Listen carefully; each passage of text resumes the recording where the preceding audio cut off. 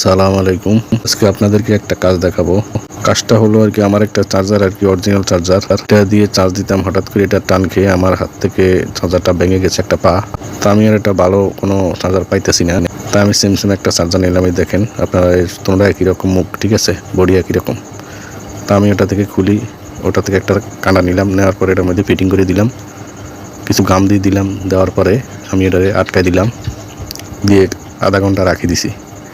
রাখা দেওয়ার পরে গামটা শুকিয়ে গেছে। শুকিয়ে যাওয়ার পরে ভিতরে কিছু গাম দিলাম, এই যে গাম দিয়ে মেরামত করে দিতেছি। এই যে কিছুক্ষণ রাখার পরে আমি এটা আমার ফিটিং করলাম। ফিটিং করার পরে দেখলাম যে কিছু স্প্রিংগুলো লুজ হয়ে গেছে। আমি স্প্রিংগুলোকে টাইট দিয়ে দিচ্ছি। দেওয়ার পরে আমি আবারও এটা ফিটিং করলাম। কতটা সুন্দরভাবে ফিটিং হয়েছে। অর্থাৎ আমি কিছু হেসিং পেপার দিয়ে এটারে আটকে নিতেছি যাতে এটা না খুলে দ্বিতীয়বার। তো কাজটা হয়ে গেছে আমাদের, সুন্দরভাবে কাজটা হয়েছে।